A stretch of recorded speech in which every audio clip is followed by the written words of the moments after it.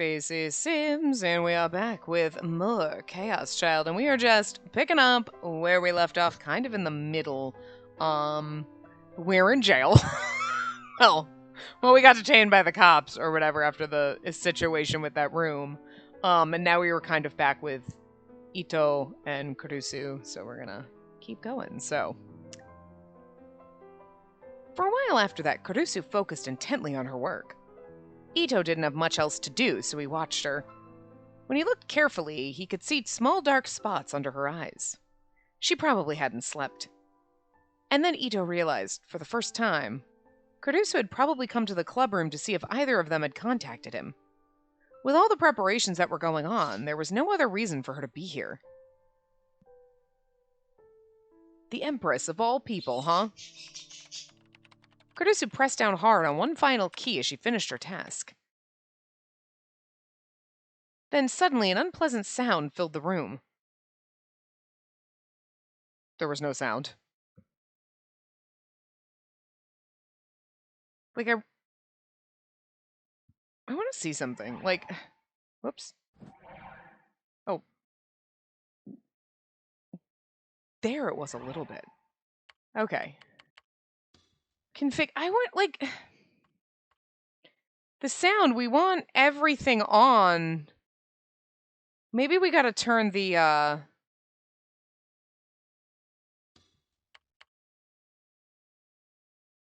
maybe we should turn the sound effects up a little bit. Because the music is fine sometimes, but the sound effects you can't really hear. So. There you go. Now you can hear it a little. Some real squealing noise. Hey. I know. They looked over and saw that Kazuki was nibbling on dried squid as she played her game, oblivious to everything around her. Ito had seen her come in after Kurusu had started her work. He'd thought she might say hello, but knowing her, maybe not. He'd also seen her start to play her game. He'd been trying not to bring it up, but that was clearly impossible now. She must have been concentrating pretty hard. Her gaze was constant and steady. Ito sighed. She's always caught up in her own little world, isn't she? Maybe she doesn't care about anyone else. I kind of forget the voice we gave him. We gotta figure it out. Of course that's not true. She's just a little stronger-willed than most people. Even so. She's in the same club as them, he started to say, but Kurusu stopped him with a raised hand. She looked down at Kazuki's game screen. Evidently not. Huh? Kurusu chuckled and took off Kazuki's headphones. Kazuki, I'm not a big gamer, so correct me if I'm wrong, but... They just stare up. Is there a reason you're continually flinging fireballs at the side of a house? And that fire is spreading really fast.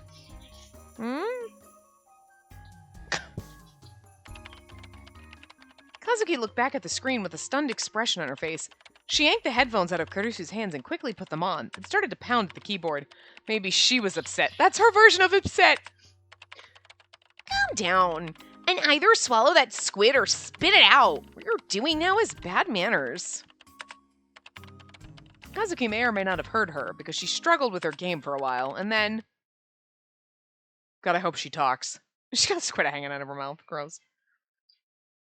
She froze, like a toy whose batteries had run out.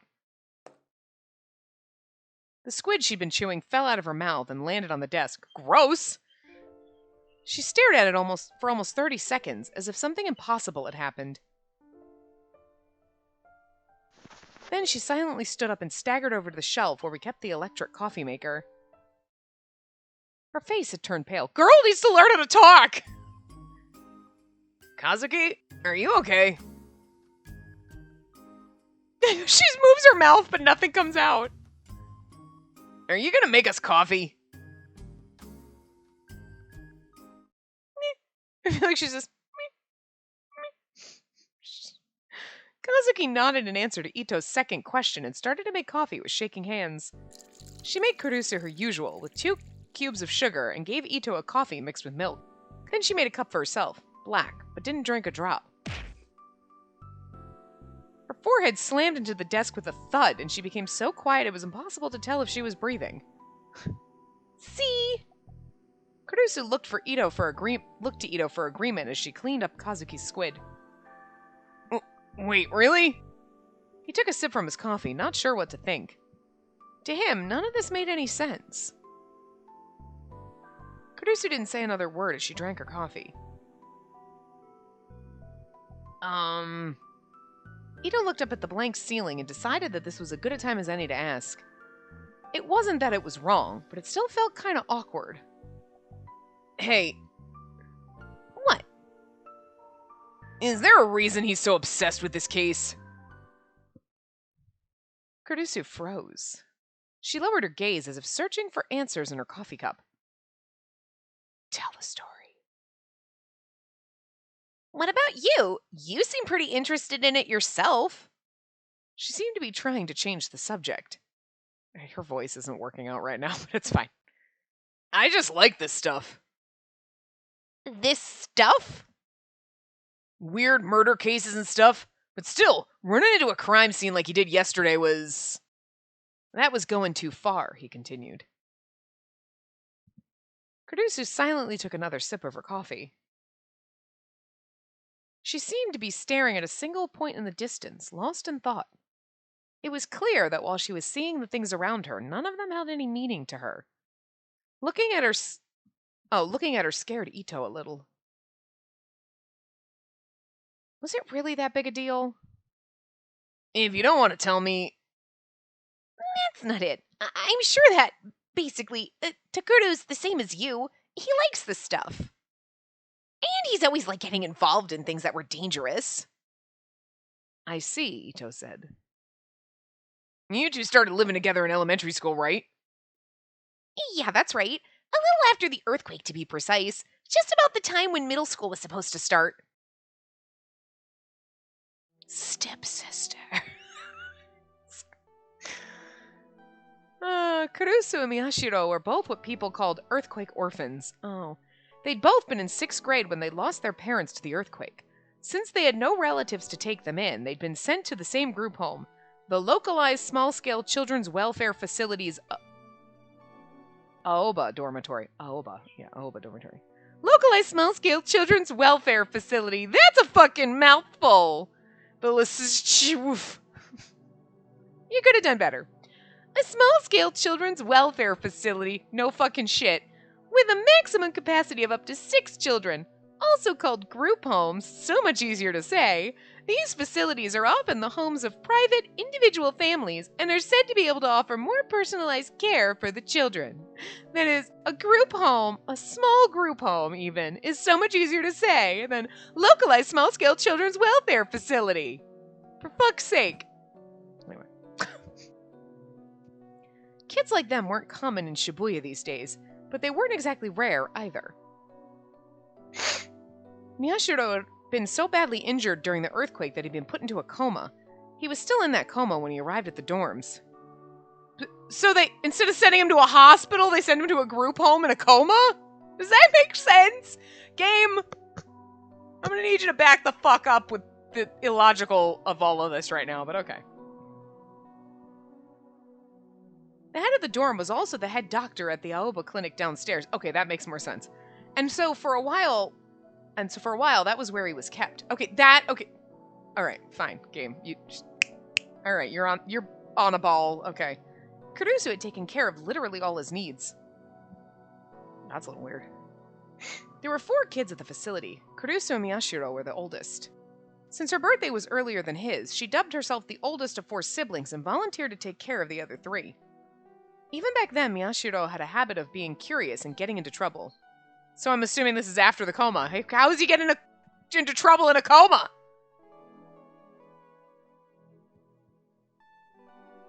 He's just a little brat, you know? He says all the time that he's different from everyone else, right? Even though that's not true. He was in a coma during the earthquake and weird things, and there's like, so maybe he does actually have powers. I'm just saying. What's his face? Could see the future. The other girl has a magic voice. I'm just saying, you never know what powers we have. She spoke like a parent worried for her child's future. But in the end, he... Hello, everyone. Oh, didn't think I'd see you here, Kurusu. I'm not sure if the teacher's a male or female, so. Nope, it's a dude. Okay. Scraggly beard dude. Oh my god, this is what happened to Shaggy after he left the Scooby Gang. He's got a shaggy beard. You know, just a couple of hairs. Anyway. Did you hear anything? The club advisor, Wakui, was quite relaxed as he came into the room. I thought before, when they met, because they had said something about him, they called him Mr. Wacky, right? And then before, in the last part, when they were talking about it, I swear Ito said she, and I was like, that's weird. I thought Wakui was a dude, but then I swear he said she, and I was like confused. So, okay, maybe that was just a typo. Or he was talking about somebody else and I mixed it up. I don't know. Anyway, he's quite relaxed as he came into the room. Kurusu quickly stood up and rushed over to him. I'm glad he has a sprite, though, you know? He nodded in motion for her to calm down. Yeah, just now. Is everything okay? Huh? Of course. Hey, Ito, get to the gym now. Huh? The gym? Why? The Light Music Club says they're about to do a rehearsal. It should be good footage for the Culture Festival. I don't know. We got to get a better voice for him, but like, we could give him an accent. Give him an Irish accent. No, the dark-haired girl's got to be the one with the weird accent because I'm going to run out of voices. But Kurdusu's expression froze, and suddenly it changed. Mr. Wakui, is that what you heard? Oh! Yeah, that's right. What's up, Kurusu? You look so happy. Oh, I seem happy to you? She's gonna kill him. Yeah, I'm going now. You should come with me. Huh? Wait. Sensing a gathering storm of violence, Ito pushed Wakui out the door. Kazuki had looked up, but now she slammed her head back on the desk. Now that she was all done, Kurusu took out her phone and checked it. There was no message, of course. She sighed and looked at the board. That incident yesterday at the Love Hotel. Whether it was murder or suicide, from the way Miyashiro and Onoe had looked when they'd been taken by the police, something had happened. Miyashiro had said it had something to do with the incident 6 years ago. Now that it had happened 3 times, there was no ignoring it. No, it was too dangerous. She couldn't let him get more involved in this. She thought back to Ito's question about why Miyashiro was so interested in this case. Kazuki was still lying with her head on the desk. When she turned her head to the side, for some reason, she looked like she was enjoying herself. When Kurusu saw that, she suddenly lost her desire to drink the coffee. Apologizing in her mind to Kazuki, she decided to pour it out at the water fountain. She headed to the upstairs water fountain, which was usually less crowded. She found herself looking down at the gaps between the tiles as the sound of her footsteps rang in her ears. She could tell that she was walking slower than usual. Essentially, Kurusu was lonely. She remembered what she'd said to Miyashiro when he woke up in the clinic. I'm Nono Kurusu. Call me by my first name. We're family, so it'd be weird to call each other by our last names, right? I know that we were younger, but like, dude. In the end, he just wants to pretend that he's special. She knew why, she supposed. The event that had caused him to leave the dorms was still bothering him. The dorm was still bothering him, okay. November 7th, 2009. Beep, beep, beep, beep, beep. Backing it up to the past, bitches. This way, please, come this way. I'm telling you, we can't get around from the back. How many times do I have to... Save us, someone! Why won't the phones work? I wanted water. I could still feel the sensation of the dead woman I'd touched when I'd fallen on my hands, and I wanted to wash it off. I wanted to wash my face, too. The wind from the flames had blown something small into my eye, and it itched badly. I was thirsty, too. Sarika was on my back and showed no signs of waking up. Damn it. My legs were at their limit, so I forced my way through the crowd and sat down on a tire that had rolled nearby. It smelled like burning rubber.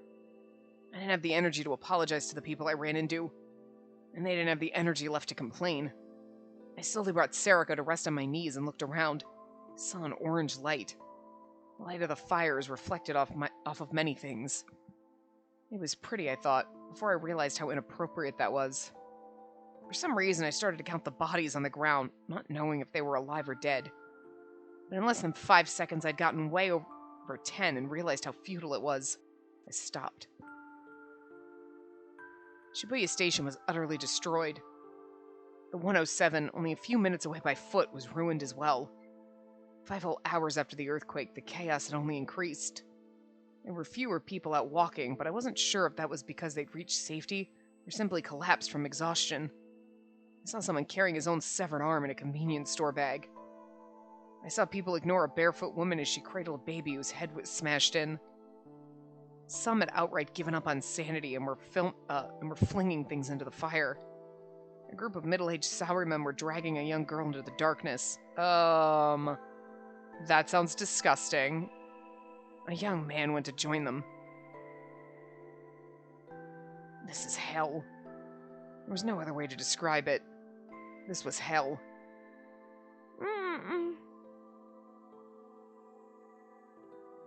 Serica moaned a little in my lap. I slapped her cheeks to wake her up. Onoe? Onoe! Her face distorted in agony. It was okay. She was breathing. She was okay. Ren to Yoyogi, okay? You know, that big general hospital. You remember, right? We snuck in there once when we were little. Instead of answering, she just moved her eyebrows a little. I swore and lifted her up on my back again. She didn't seem to be that badly hurt, but this kept happening. I read on Twitter that the general hospital in front of Yoyogi Station was accepting patients injured in the earthquake. I didn't know that it was true, but I had no choice but to go. It had to be better than the hell that was Shibuya. Don't die. I yelled, unsure if Serica could even hear me, and started walking. I just needed to get to the hospital.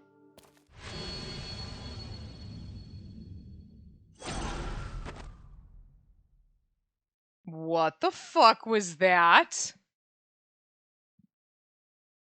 Kinda who was that? Was it supposed to be Serica? Because she had pinkish hair. But Serica's hair is more red, and it's shorter, but she could have cut it. But I'm just saying.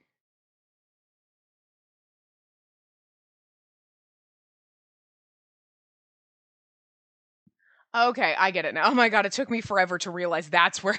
I was always like, why are we always looking at like this? Oh, that's where his little trailer thing is. That was down those stairs. I'm not smart. Like, we saw it and I just thought it was a different backdrop, and it just now clicked, and I was like, oh, I really need to pay attention when the little backdrop came up. That, like, that's where his little trailer is. Okay. Oh my god. I leapt up. I quickly glanced to the left and the right as I tried to calm my racing heart. Saw that I was in my own bed. I felt exhausted. I also felt really thirsty. Maybe it was because I'd had that dream again. I searched around until I found a bottle of water by my bedside, took a gulp, and then grabbed the phone off my bed to check the time. 12:17 a.m. It's a new day, huh? It was around noon when the police had let me go from Shibuya Station with a warning. I'd gone home and gone straight to bed, so I would have been out for more than 12 hours. This was no good. Maybe I'd slept too long, or maybe I hadn't slept enough, because my head felt like it was filled with lead. No, maybe not. I put my hands up to the thin light that was coming through the window and checked their color. They were the same as always. There was no blood on them.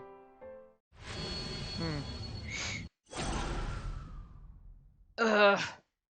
Felt a little like throwing up. I hoped another drink of water would help, but it didn't. Damn it.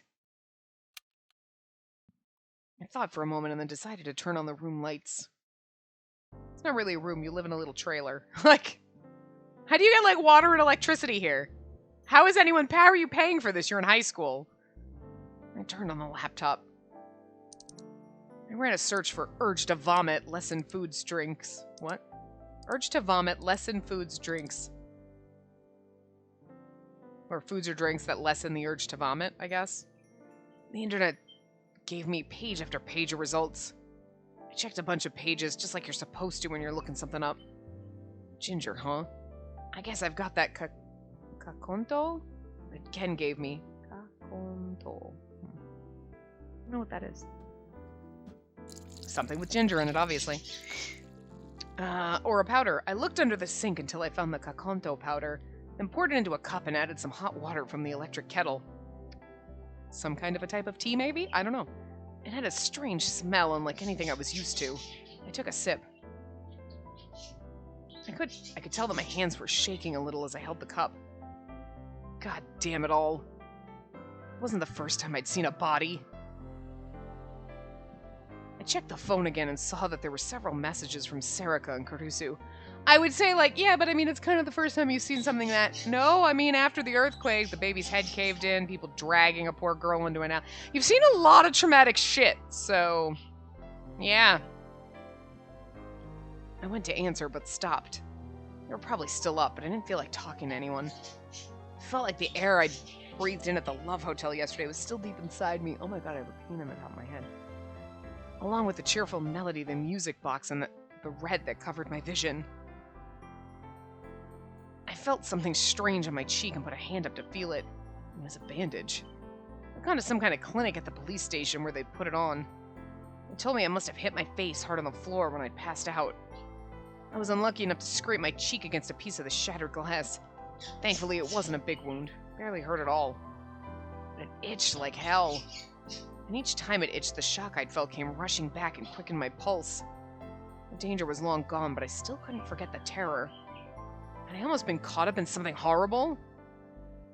Almost? Well, that feels like being caught up in something horrible. No.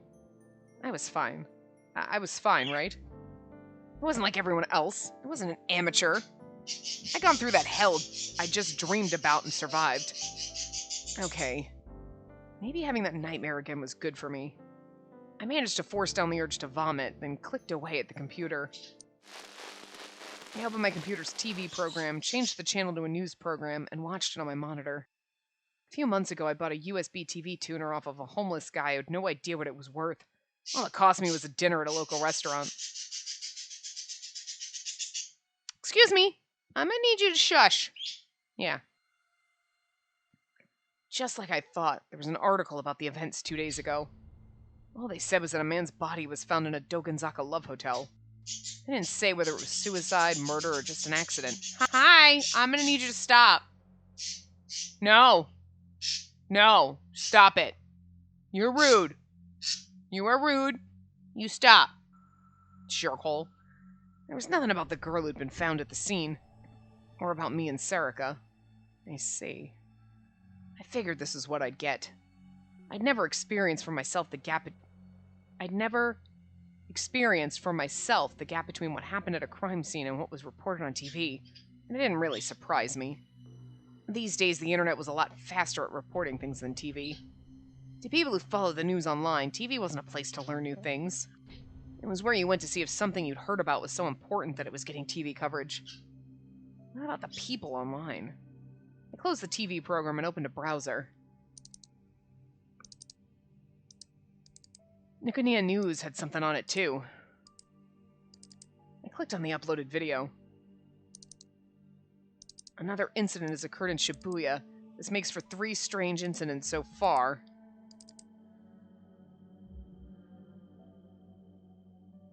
Oh, that's the guy... Watabe, that was the guy that was at the hotel, like, trying to get information from what's-his-face. Just like always, it was Watabe, the attention-seeking internet reporter. Well, now we know. Tomoaki is a dude. He was famous for charging into crime scenes to get scoops.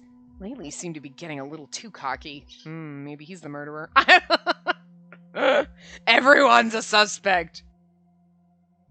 Return of the new generation? ? He explained what had gone on at the Love Hotel as the video showed pictures that he had probably taken himself.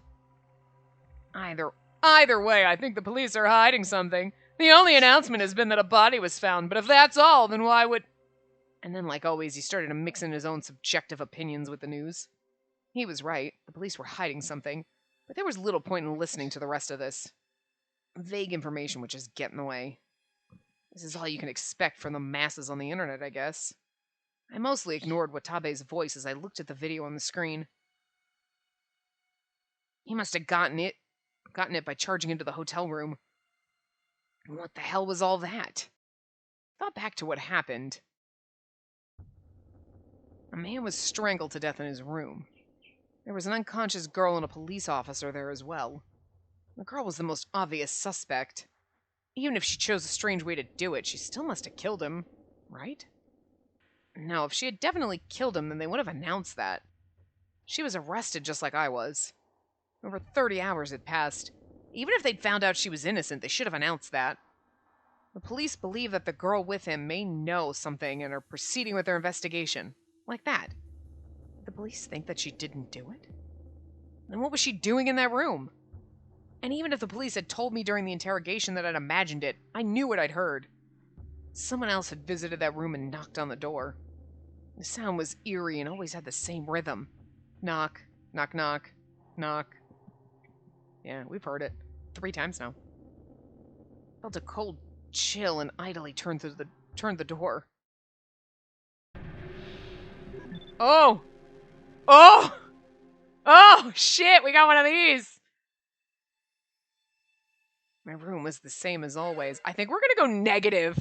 I don't remember where we were, positive or negative. I think we were on. No, we had done negative in the hotel, but I was kind of thinking, like, maybe when we meet people, depending, like, we should be like, oh, positive, and then, like, certain weird situations we should do negative. Like, I kind of want to see what happens. Like, the negative is, like, usually fucked up, and it kind of makes the game a little bit creepier.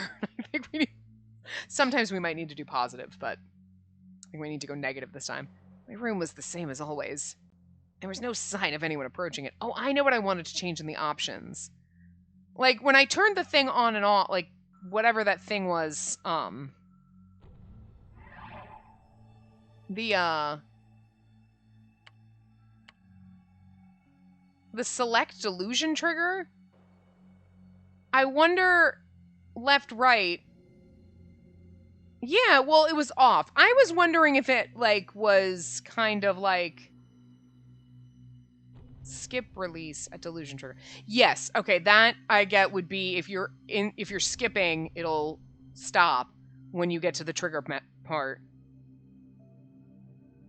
But why was the select delusion trigger off? I'm kind of confused by that. I was wondering, because I was like, maybe I read it wrong, and I was trying to think of it the other night. Well, last night, actually, because I played the other parts yesterday. But I was trying to think, like, I wonder if it was... Because once you're here, like, I can't switch now. Oh, I can. Okay. I was wondering if, like, maybe once you've clicked to... Because I was trying to do it in one of the other ones, and I couldn't... Like, it just wasn't going, but I don't think I hit the right trigger. I must have hit the left one, trying to get it... Hitting it to the right, you know what I mean? Because I was like, oh, maybe you can't, once you've clicked, you can't go back and change your mind. Like, right now I couldn't be like, oh, fuck no, I want to do positive.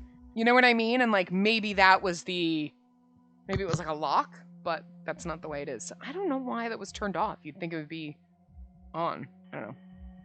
Anyway, there was no sign of anyone approaching it. I listened carefully to see if I could hear anything outside.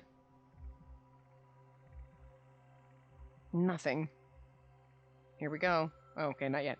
Come on. You're worrying too much. Trigger on! Darkness.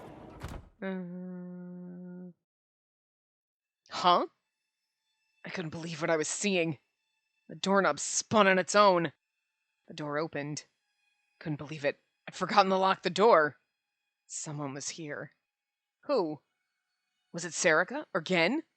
Or someone who had something to do with what happened yesterday? Was it okay for me to just stand here? Who's there? A small shadow slipped through the gap in the open door and came inside. It's the girl. Who was this girl? Our eyes met, and then I realized that I should have looked away.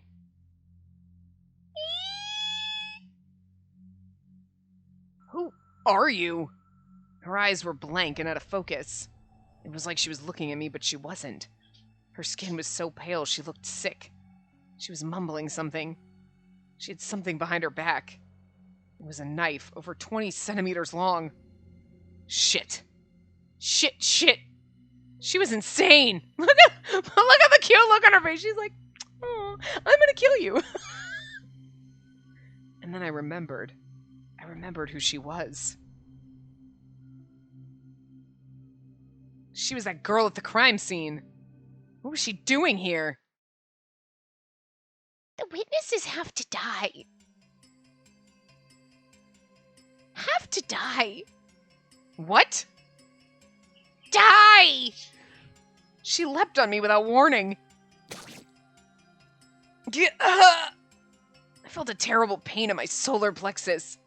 I looked down and saw that the knife was embedded deep within my chest. Oh! She giggled as she pulled the knife out. Gah! Die! And again. And again. The knife went in. The squelching noises are kind of disturbing. How could somebody die like this? It was insane, I thought. That's stupid. That wasn't gonna happen. Yeah, no way. None. I kept telling myself that as I went over and locked the door. It was just like how after you saw a horror movie, you ended up afraid to go to the bathroom at night. One theory said that a scary experience like that throws the brain into overdrive and causes it to emit too much dopamine, which triggers strong delusions. Basically, I was overthinking it. Nothing crazy like that was actually going to happen. It was physically impossible. So I was fine. Just fine. Totally fine. I took a deep breath and managed to calm myself down. Nah. That's right. Crap. It was a new day. What about the pundits on the internet? I quickly opened another site. Shibuya News. A program to bring you the latest in Shibuya News. I pray you spend tomorrow in a way you won't regret. This was the private news site I trusted the most. It was always updated at midnight every day. The quality of the news and the reliability of its updates made it far more useful than TV or the mass market sites. Online news was faster than TV, but of course, some sites were better than others. There was no end to the number of wrong-siders who would treat the net as a single entity that was the opposite of TV. The TV says one thing, but the internet says something different, they'd say. If you ask me, they were utter morons. These days, even a lot of the larger sites online aimed for the same mass market that TV news did. It was critical that you find out for yourself which sites could really be trusted. Just like the name implied, Shibuya News dealt with the goings-on around Shibuya. It was similar enough to our newspaper club that everyone in the club knew about the site and used it regularly. Its owner, Kay, was, how to say this, very skilled at getting and sharing information, and seeing its effects. She carefully calculated when to send and when to receive information. Parent site. A lot of child and grandchild sites use Shibuya News as their parent site. Most of them are privately run news sites as well. Parent site. A site which is a primary source for information. Secondary sites, called child sites, share this information with other users, and there are also tertiary sites called grandchild sites, which share the information from the child sites. This lingo comes from news sites, and it's also common when running multiple sites to refer to the primary one as the parent site and the sites that were spun off of it as child sites. Not unusual. As a result, a huge number of people saw the information that Kay spread. To put it more unkindly, Kay was manipulating them. Anytime Kay wrote about a popular shop among high school students in Shibuya, or a free smartphone app, I would hear people at school talking about it within a few days. Take, for example, the Twitter user that most of Hekio Academy followed, HekioBot. It described itself as a bot by Hekio students for Hekio students. But from the number of times it would show up on Shibuya News, my guess was that it was actually run by Kay. Kay was one of the few people I recognized as a right-sider. Maybe she's the other girl. When something important was going on in Shibuya first you check the news. Wow. When something important was going on in Shibuya. Okay, no, I think it's because the in wasn't there and I read it there, but my brain was like, that word wasn't there. Anyway. First, you check the TV news to get the basics, then the mass market sites to see what the net was saying. Then you'd go to Shibuya News for the latest information. This was the way the newspaper club, and myself specifically, would always look for information. I figured they'd be broadcasting. The quality of the news wasn't the only reason that Shibuya News was popular. One reason was that Kei appeared to be a girl. When someone was thought to be a girl in real life, they got a lot more hits than someone who was thought to be a guy. And the other reason was... Kei-san. I don't know if that's really going to be our girl, so I'm just going to give her a normal kind of voice right now until we know that she's the other character, because, whatever. And that was a contract of blood to seal our sin by Phantasm. Phantasm, fictional, a gothic punk band that was popular in Shibuya around 2009. In 2015, it still has some passionate fans. A group of 4, but only the names of the vocalists, Fez, and the guitarist, Ryo, have been made public. This radio broadcast. Whenever there was something big she wanted to report on, she would always do an internet radio broadcast. It offered proof that she was a girl. Her voice calm and pleasant to the ear. A lot of people just listened to her broadcasts. The audio from the leaky noise case that I'd played from Caruso had actually been modified by Kei to be easier to understand. Okay, normally I don't play Phantasm, but there's a reason I've chosen it today. You're all aware of the death of a man in his 20s in a Shibuya love hotel yesterday, right? Like always, Watabe at Nikoniya News was there to tell you about it, but... I chuckled a little. His glory hogging was a running joke among Nikoniya News viewers. But there's something he didn't notice. Phantasm released the song 6 years ago, and you all remember what happened then, of course. That's right, the Shibuya earthquake. But before that, there were also the strange events called the New Generation Madness. I was startled. That's right. Crap. I'd forgotten after all that happened at the Love Hotel. No way. Some of you have already noticed, right? The Don't Look at Me case on the 7th of September, and then the Leaky Noise case on the 19th, and now, this new death yesterday. Or more precisely, 2 days ago on the 29th. The dates match up with the incidents 6 years ago. In that second, the Twitter stream that was linked to the broadcast lit up. It was overflowing with comments. The next date is October 10th, the date of the vampire case. My beloved citizens of Shibuya, please take care. That's all for tonight. Thank you for listening in. This has been your host, Kei. It'd be so funny if Kei was actually a dude and just had a voice modification thing. Or put on a girl voice. It will soon be 12:30 a.m. on October 1st. I pray you spend tomorrow in a way you won't regret.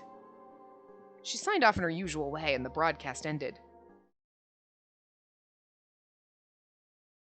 She got me. That's right. That hypothesis was why I'd forced my way into the Love Hotel. And something had happened just like I thought. After 3 such incidents, it was only natural to assume that there might be a connection. The New Generation Madness. Oh, hi, why are we... What? Oh my god, what are we... We're seeing a lot of those really close-ups, wow. Was it gonna happen again? It kind of already is, I feel like. I suddenly felt a pain in my cheek. I reached up and saw that blood was coming out from the side of the bandage. The cut must have opened. Sus. As he took care of it, the red blood on my fingers stood out.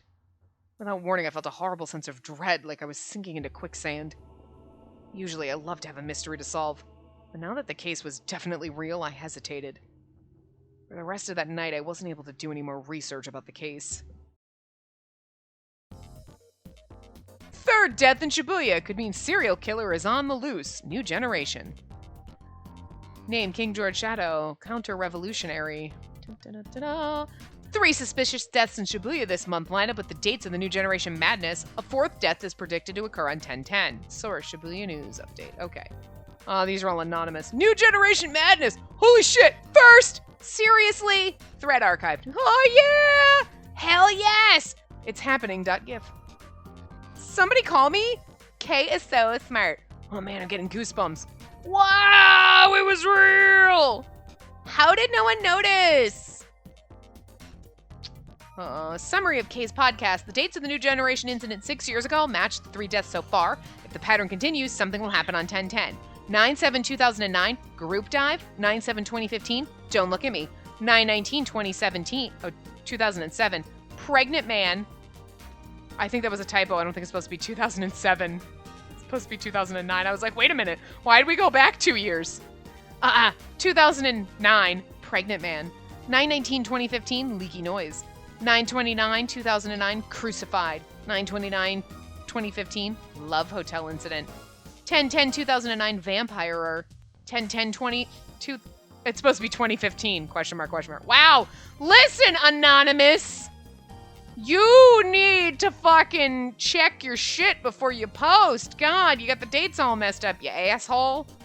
Like, that's a lot of typos in that. I wonder if they did it on purpose, like, to make that person look like they were typing fast, or they just really typed themselves fast and fucked that up. But anyway, I wonder, like, so crucified, right? You assume that we kind of saw that the guy was, like, crucified up. You know what I mean? Looked like he had knives stabbed into him all over. And then the other guy in the Love Hotel had his neck wrapped around, but he was kind of, like, held up by that. I wonder if, like... And then, like, leaky noise, she, like, cut herself open and put a speaker. I wonder if, like, the pregnant man had cut his own had his stomach cut open. You know what I mean? Like, if the current cases are not exact, but if, like, well, look, the don't look at me guy actually, because one of them, they showed it fast. I think they showed the order, but you know what I mean? Like the group dive. Well, the group dive, it was a group. But you know what I mean? Like, if they were somewhat similar, like the don't look at me guy chopped off his own arm and ate it, maybe group dive had, like, limbs removed or something. You know what I mean? Where it's like, you know, that guy had limbs removed, so this guy's gonna have his arm chopped off and he's gonna eat it type of a thing. You know what I mean? If there's a little similarities aside from just the dates, but I'm curious about these other things. I want to know about them, but anyway, festival time! No time to eat. Yeah! Let the Carnival of Miracles begin! New gen, new gen! If this is true, isn't it scary as shit? I want to know more about the third death. Was it as nasty as leaky noise? Kay, you're so smart. Let's get married. Oh, wait. Kay, you're so smart. Let's get married. Whose eyes are those eyes? I got so excited listening to Shibuya News. Oh, God. This was a dude. I got so excited listening to Shibuya News, I fapped her voice 3 times. Could do it twice more. I really hope Kay's a dude. I really hope, just for that, because then you'd be like, what? I'm not gay, man. You might be. I had the same feeling. I think this means another earthquake's coming. I want to see the ESPer 6 years ago in front of the station. I was in college then. Now I'm unemployed and stay home all day. The fun's about to start again, huh? Shibuya's doomed. I'm Kay's dad. This means they'll cancel the Restoration Festival. You guys make me sick. People are dead. What the fuck are you so happy about? At 10. Don't look at me! So number 10 was the person up here. Wow, that goes way far back up. It said, somebody call me! Oh, with a goof, they made eyes. Somebody call me. It wasn't somebody call me, it was somebody call me. Don't look at me! I call BS. I thought Kay was smarter than this. I'm disappointed. It's been 6 years, and it's time to drag this out again. It's the return of the new generation Magus, and I can't bear it! And then they put in a little bear. Return of the nude Generation Madness 1, Don't Look at Me. Return of the New Generation Madness 2, Leaky Noise. Return of the New Generation Madness 3, name coming soon. To be continued. What the fuck? These people are fucked up. Anyway. Those are fun to read. They're totally fucked up. October 1st, 2015. Thursday. The same time. Shibuya Police Station. Would you please just tell me your name and address already? Are you a student, or do you have a job? She was wearing a uniform, and she's got pigtails. I mean, not to say that you can't be 30 and wearing pigtails, because you can, but I'm gonna guess you don't look like you're 12, so. You went to that hotel with that man, Kakita, many times, right? How did you know him? Were you dating? Oh, God, I hope she's not 12. That man's got some problems. If you don't want to talk, feel free to just nod or wave your hand. Just tell me.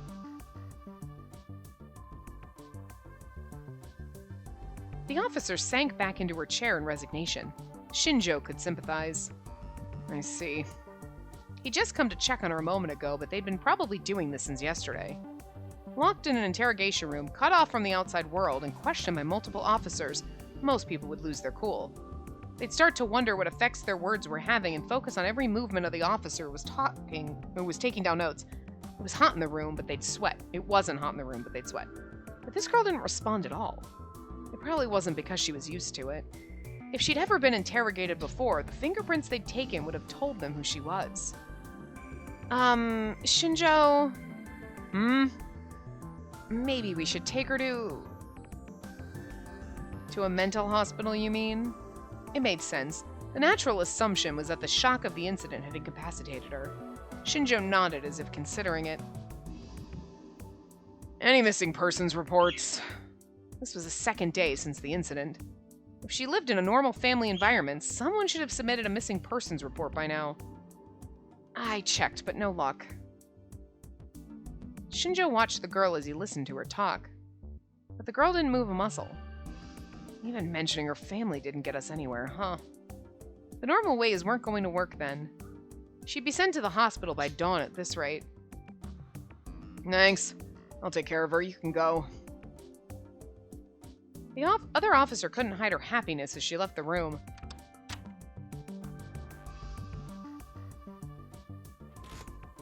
Shinjo sat down in the chair she'd been sitting in and took a good look at the girl from the front.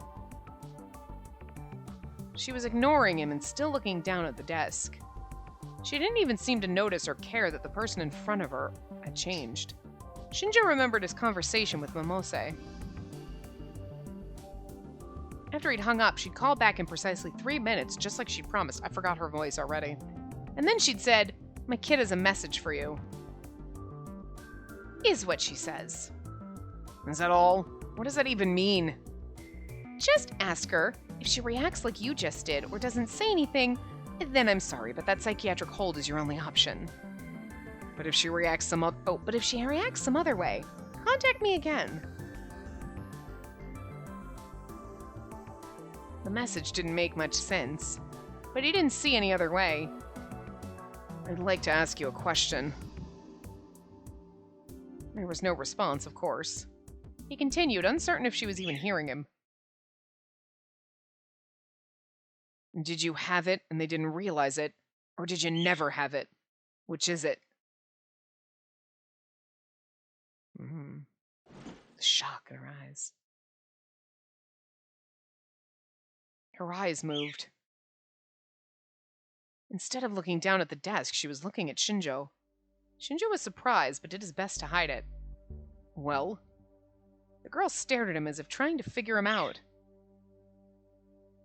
And then a moment later, "Who are you?" Her words were quiet but sharp. It was the same tone of voice that Shinjo used when he was interrogating a subject. "I'm a detective here at the station. What's your name?" She seemed to be thinking about something as she stared at him. Her mannerisms were just like his own again. It was the same way a detective faced a criminal, trying to gain every scrap of information from what he could see. And then she slowly opened her mouth.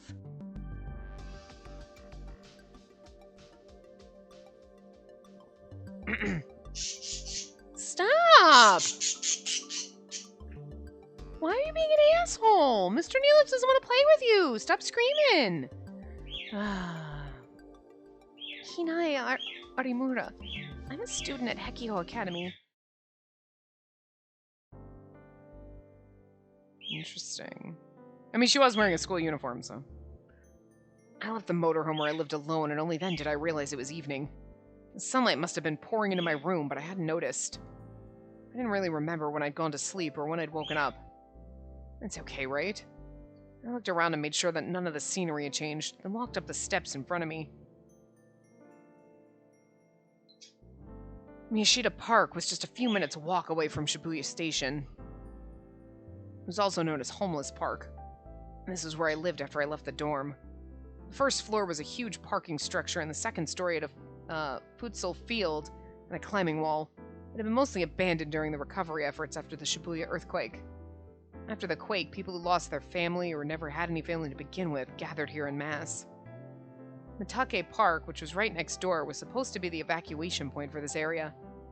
But Miyashita had always been a mecca for the homeless, so everyone gathered here. When people gathered, so did things. Containers filled with food, blankets, and tents. Even the trailer for a motorhome that was left behind when its owner fled Shibuya. Every part of the park was overhauled to create a place for people to live. The parking lot, the futsal field, the climbing wall, etc. Futsal field? Is it like... And the next thing anyone knew, there was a society there that was big enough that the government couldn't force them out. Then some group of idiots came out to try and turn the place into a temporary housing. That was shot down in less than a month. As a result, even though you could find beautifully rebuilt skyscrapers just a street away, Miyashita Park became one of Japan's biggest slums. Can I have this? I spoke to the man who sold newspapers, magazines, and everything else as I picked up a newspaper with today's date, October the 1st, on it. Oh, Taku, I don't see you buying newspapers often. Sure, take it. Can I? I got plenty, and take a look. He showed me the snacks and alcohol at his feet. He must have sold a lot today. There were a lot of people in the park who had enough money that they could have stayed in a capsule hotel if they wanted to. Oh, if you're going to throw it away, do it somewhere else. They're kind of annoying about garbage. I thanked him and went to leave. Hey, Taku. Off to pay the electric bill? Yeah, that's right. And pay mine too. Tell them it's from Maddie on the south side. He handed me a 1,000 yen bill. I nodded, took it, and headed deeper into the park with my paper. Oh, so his name was Maddie. Miyashita Park was divided into north and south halves by a road. If he said he was from the south, that must mean there was a Maddie on the north side who I hadn't met yet. The administrative office on the south side, just like the name implied, was where all the administration was done for Miyashita Park. Kept things peaceful between the government and the park's occupants, resolved disputes between the homeless, and maintained all the facilities at the park. You're not exactly homeless if you have, even if it's a shed, but it's got electricity. I mean, that sounds like a house. Like most houses, you got walls, and you got a roof, and you've got electricity. That's kind of a house. Like, I mean, sure, there's probably some people living in the park that live in tents and shit, but you've got electricity. Is that like the deluxe homeless accommodations? That just seems like, not like, you think of like homeless people literally like sleeping on park benches, not even like tent cities. Yes, okay, you don't have like running water, whatever, but you've got electricity? I'm just really confused as this, because I guess this is the luxury version of homeless, because it's just strange. And you have money. So like you said, they have enough money, they could stay in a capsule hotel. They could probably rent small rooms, but they're like, fuck that shit! You're gonna live in this tent. But it's got electricity, so awesome. That's okay. Alright. It's kind of baffling, actually. It's like kind of interesting. I'm curious, but I knew the woman there by her face, but not her name. I gave her the electric bill, which was due on the 1st of the month, along with Maddie's part. Life in the park might seem carefree and lawless from the outside, but it was actually much stricter than you'd find in some families. I mean, you're still paying your bills. And she's a homeless woman. But she's got a job. I mean, that's good. I mean, think about that's kind of why it's hard if you're homeless, you need to get a job, but you have to have a house to get a job, but you need a job to be able to afford someplace to live. But you have to have someplace to live in order to get a job. And it's just like a fucking clusterfuck. It's a circle fuck. It's kind of like, You need a degree to get a job. yeah, but like, so I have a degree. Yeah, but you need experience. But I need a job to get the experience. Yeah, but you need experience to get the job. But I have but I have a degree. That's not good enough. You need experience. Okay, but I have experience and no degree, but you need both. Go fuck yourself! I did not need my degree to do my fucking job, is all I'm saying. I'm still pissed. Paying off my student loans still. I'm gonna die paying these fucking things off. It's really been a nice year with COVID. I'm not gonna lie. Like, some people are upset about it, but I'm like, this is great. I haven't had to pay my student loans in like a year and a half. It's been nice. It has been nice having fucking, like, being like, I don't have to worry and be like, oh my god, budget every little cent because I have over $400 a month in student loans. It's really fucking nice not to have to pay them. All I'm saying. Because I didn't need them to do my fucking job. And it pisses me off that I had to get a degree to get this fucking job that I did not need a degree in order to do. Anyway. Alright, thanks. Nobody's going over their territory to trying to move in, right? Everyone who lived in the outer rim of the park, including me since I lived in the far south, have been asked by the management to keep an eye out for that. I think it's okay. When I'd looked earlier, I hadn't seen anything change around my place.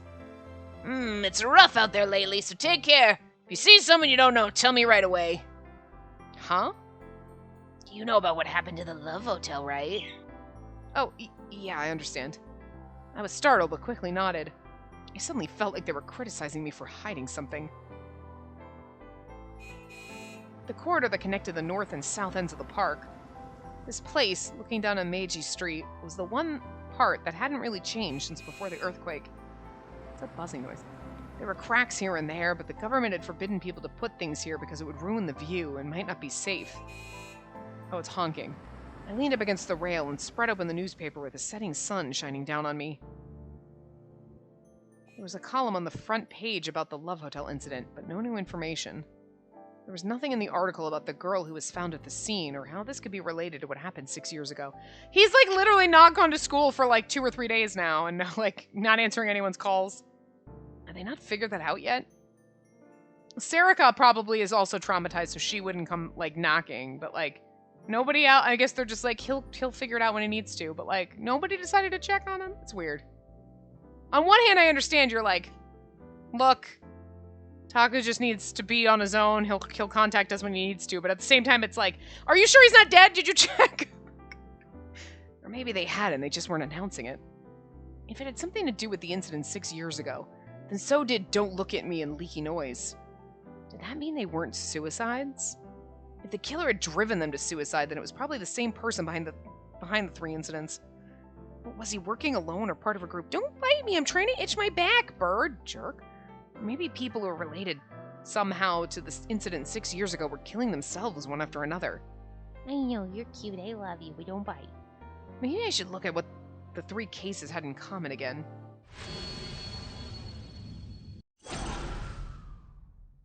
Wow.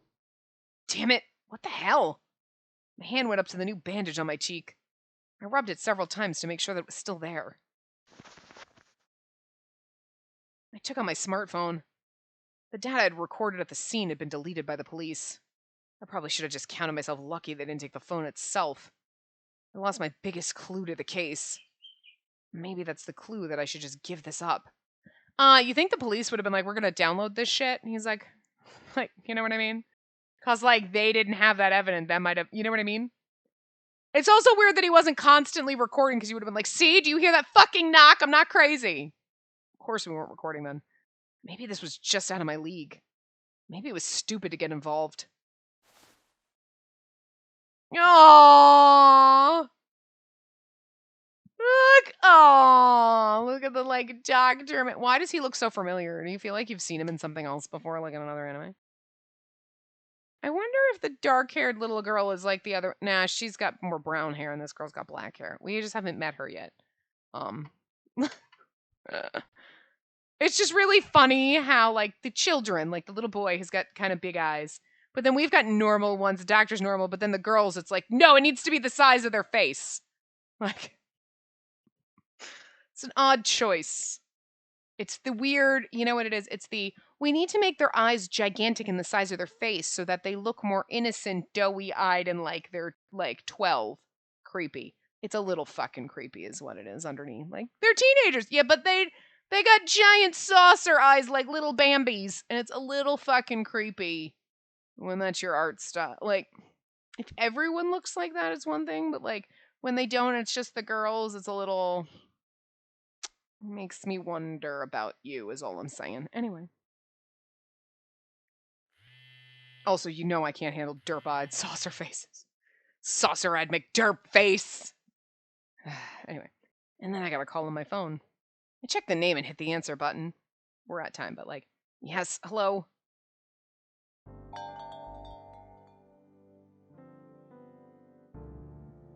I don't know what voice to give her. She is like a Pokemon. What is she? Like, Is it you? They're here, at the usual seat. Thanks. As always, the waitress's appearance and manners were a mystery to me.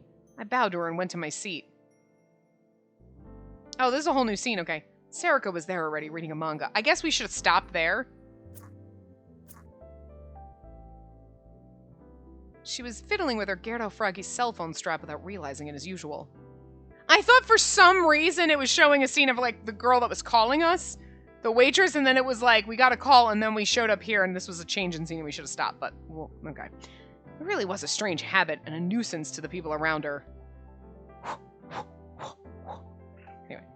Cafe Lax, the preferred hangout of the newspaper club, was just a 10-minute walk from Shibuya Station. Unless it's supposed to be Cafe LAX, but whatever. The owner was a manga fan, and the walls were lined with the stuff. There was free Wi-Fi, the prices were good, and if it wasn't crowded, you could sit there for hours as long as you bought a single drink. The most important part was that since it was in a hard-to-find spot, barely anybody from Hekio knew about it. So I didn't have to worry about running into anyone I knew, or didn't want to know. I think we're gonna stop here. I know this is not the best place to stop. We should have stopped when we got here with the cute little weird waitress. The manga waitress. We should have stopped there, but we didn't. But I didn't realize for some reason, like, the transition just, it didn't feel like a normal, it just kind of felt like this crazy girl is calling us from a coffee shop saying that they're there, and then I figure, it was like, you know what I mean? Like, I don't know, my brain just wasn't processing it properly. But anyway, we'll stop here, and we will continue in the next part. So I will see you guys next time. Remember to give the video a big thumbs up, and subscribe to see more.